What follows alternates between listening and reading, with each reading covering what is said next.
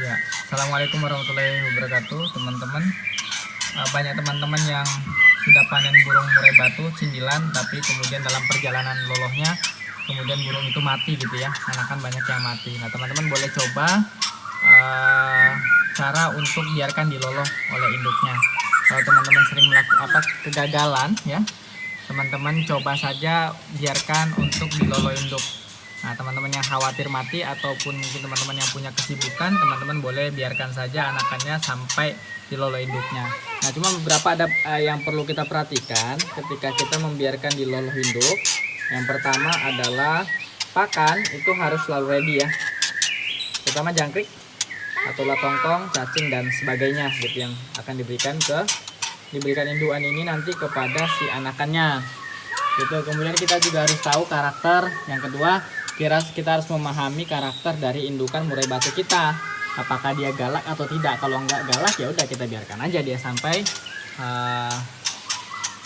membesarkan anaknya sendiri gitu ya. Nanti udah mandiri baru kita panen. Nah, gitu teman-teman.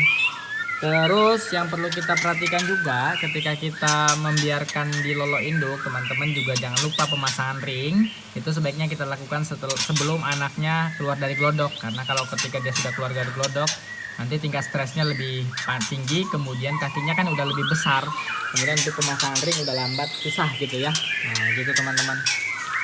Terus pakan ya, pakan jangan lupa sekali lagi, kemudian minum setiap hari kita ganti. Nah, ini kita pakai minumnya atau dicepuk aja, atau teman-teman bisa taruh di mangkok atau wadah yang lain.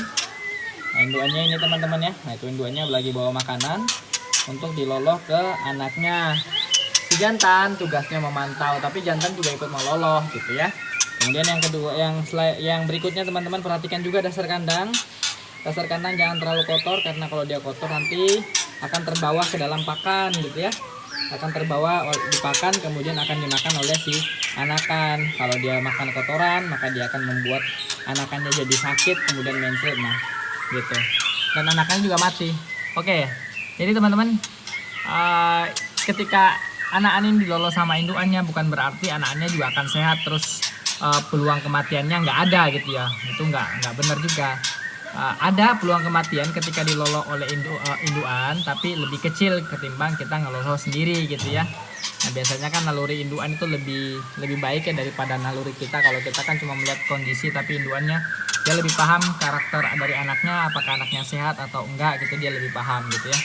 Yang penting tugas kita adalah pembersihan kandang, sanitasi kandang, kemudian menyiapkan pakan yang selalu tersedia. Pakannya nggak boleh kurang teman-teman. Ketika ini kurang, maka resikonya adalah indukan akan membantai si anaknya gitu, karena dia tahu pakannya nggak cukup gitu ya, makanya anaknya kadang-kadang dibuang. Oke, mungkin gitu teman-teman dari sedikit informasi dari saya. Kebetulan ini mau saya biarkan diloloh sama indukannya. Anakan ini ada beberapa kandang seperti itu kira-kira tips dari saya. Sekian, assalamualaikum warahmatullahi wabarakatuh.